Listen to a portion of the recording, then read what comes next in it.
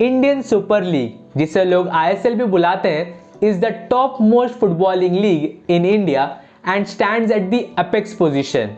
अगर बात करूं इस लीग की, तो after IPL this is the most successful sports league in India. इस लीग ने काफी ज्यादा हेल्प किया है हमारे इंडियन फुटबॉलर्स को एक पोडियम देने के लिए।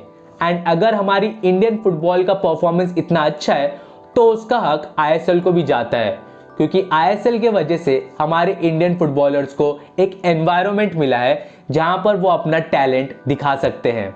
एंड इसीलिए इस टूर्नामेंट का मीडिया राइट्स एक्वायर करने के लिए बड़ी बड़ी कंपनीज लाइन में खड़ी हैं।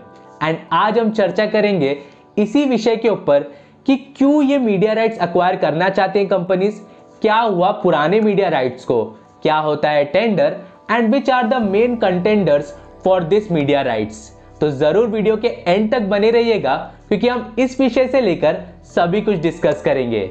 तो चलिए बिना कोई वक्त जाया किए शुरू करते हैं।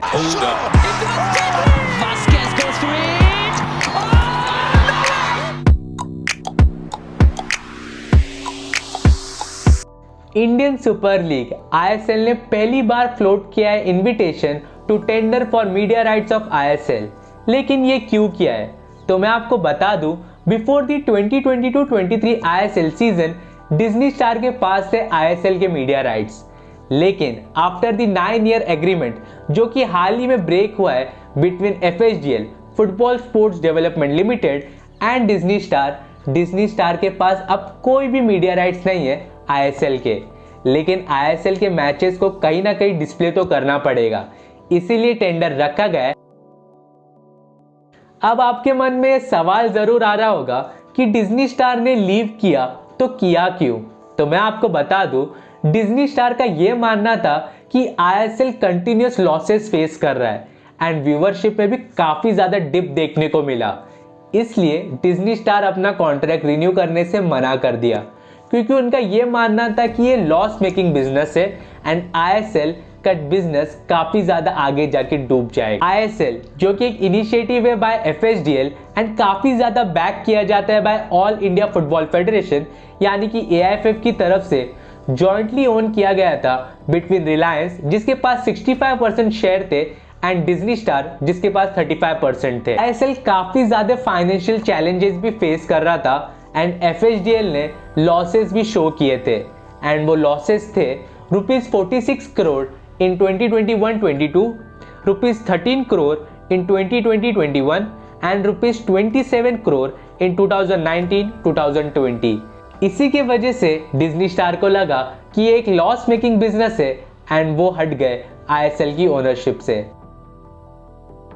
एफएसडीएल जो कि आईएसएल को ओन भी करते हैं, उन्होंने ₹550 करोड़ का बेस प्राइस भी रखा है for the 2-year media right tender जो कि उन्होंने वेडनेसडे को फ्लोट भी किया था। TV rights will be awarded for the Indian subcontinent whereas the digital rights will be only for the Indian market. FSDL ने हर एक स्टेक होल्डर को भी बता चुका है इस टेंडर के बारे में एंड एक्सपेक्ट कर रहा है कि 15 to 20 डेज में कोई नया ब्रॉडकास्टर जरूर ज्वाइन करेगा।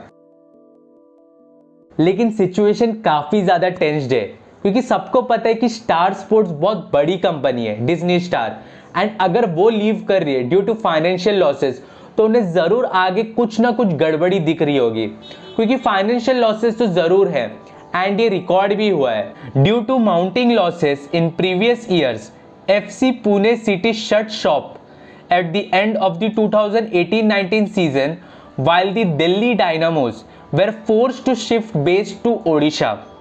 In 2021, Parth Jindal, Bengaluru FC's owner, in a letter to ISL chairperson Neeta Ambani, said that the club was incurring losses of about 25 crore every season and that he was concerned about the fragile financial condition of the country's apex league. अगर इस news को देखें तो कहीं ना कहीं ऐसा लगता है कि ISL बहुत ज़्यादा लॉस में है एंड ये बात अगर मैं कहूँ तो ISL अगर लॉस में है तो इंडियन फुटबॉल को डायरेक्टली लॉस होगा। एंड जैसा कि मैंने अभी रीड आउट किया कि ISL कंट्री का एपेक्स फुटबॉल लीग है एंड अगर वो डिस्ट्रॉय होता है तो हमारा इंडियन फुटबॉल को काफ़ी ज़्यादा नुकसान होगा। इसलिए जब तक अगर फैंस नहीं देखते हैं, अगर फैन सपोर्ट नहीं करते हैं, तो ब्रॉडकास्टर भी मिलना काफ़ी ज़्यादा टफ होगा हमारे लिए। कंटेंडर्स हैं जो अभी हम बात करेंगे नेक्स्ट पार्ट में, लेकिन कंटेंडर्स भी काफ़ी कम है कंपेयर टू आईपीएल, जो कि हमारे कंट्री का सबसे बेस्ट स्पोर्टिंग लीग माना जाता है। तो आईएसएल को भी कहीं ना कहीं आईपीएल के स्टैंडर्ड पे आना पड़ेगा, तभी उसे ब्रॉडकास्टर्स मिलेंगे। एंड ये कैसे हो सकता है? अगर फैन सपोर्ट करे इस लीग को। तो चलिए बात कर लेते हैं कंटेंडर्स की भी।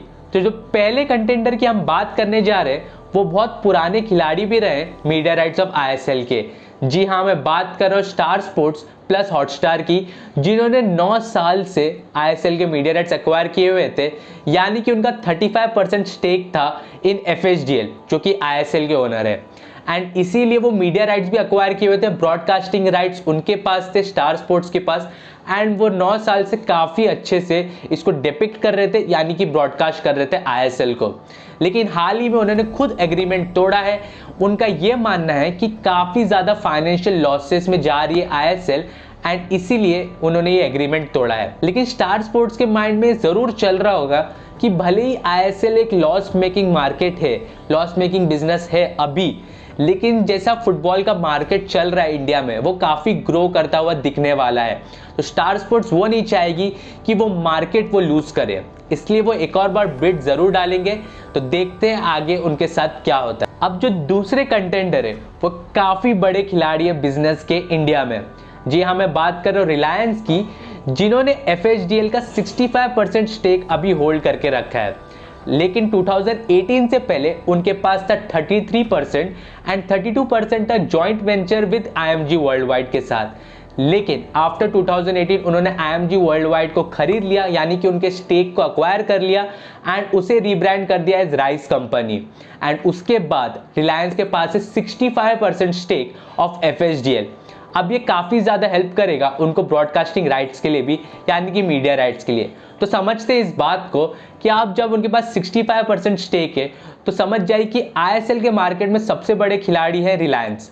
एंड उनका चैनल है स्पोर्ट्स 18, यानी कि वियाकॉम 18 के sports 18 and plus Jio cinema. तो ये दूसरे कंटेंडर है, यानी कि sports 18 plus Jio cinema. And since ये ओन किए गए हैं बाय रिलायंस एंड जिनका स्टेक काफ़ी ज़्यादा है एफएचडीएल में, तो मीडिया राइट्स भी इन्हीं के पास जा सकता है। काफ़ी बड़ा प्रोबेबिलिटी इन्हीं के पास है, यानी कि रिलायंस के पास है।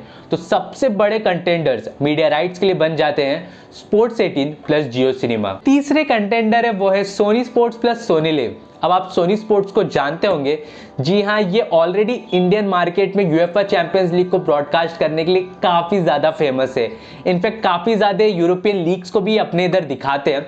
तो अगर ये आईएसएल के मार्केट को अक्वायर करने आएंगे, यानी कि मीडिया राइट्स के टेंडर को एक्सेप्ट करते हैं, तो ये काफ़ी कॉम्पिटिटिव रेस में लगेंगे, क्योंकि ऑलरेडी बहुत बड़ी companies like star sports and Reliance already इस कंपटीशन में है। तो कहीं ना कहीं सोनी के लिए ये हारा हुआ बिजनेस रहेगा, हारा हुआ कंपटीशन रहेगा, इसलिए वो काफ़ी ज़्यादा पैसा नहीं लगाएंगे इसमें मेरे अकॉर्ड। क्योंकि जहाँ तक मैं बात करूँ स्पोर्ट्स 18, यानी कि रिलायंस के पास काफ़ी ज़्यादा स्टेक्स है, तो रिलायंस क्लियर कट विनर बन सकती है एंड उन्हीं के ज़्यादा चांसेस लग रहे हैं। तो सोनी काफ़ी ज़्यादा पैसे नहीं लगाएगी, थोड़े बहुत लगाएगी, लेकिन उतने ज़्यादा नहीं, क्योंकि वो लॉस में नहीं जाना चाहते हैं। तो आपके क्या थॉट्स है, कौन मीडिया राइट्स के कंटेंडर बनेगा, कौन सबसे आगे चल रहा है रेस में? Do let me know in the comments. तो इसी के साथ समाप्त होता है हमारा आज का सेशन। आपको कैसा लगा? Do let me know in the comments. और हाँ, हमारे सोशल मीडिया हैंडल्स यानी कि ट्विटर एंड इंस्टाग्राम को फॉलो करना मत भूलिएगा। तो अगर आपको ये वीडियो पसंद आई है, चैनल को सब्सक्राइब करना मत भूलना, hit the notification bell too. तो मैं मिलता हूँ अगली वीडियो में, तब तक के लिए जय हिंद, वंदे मातरम।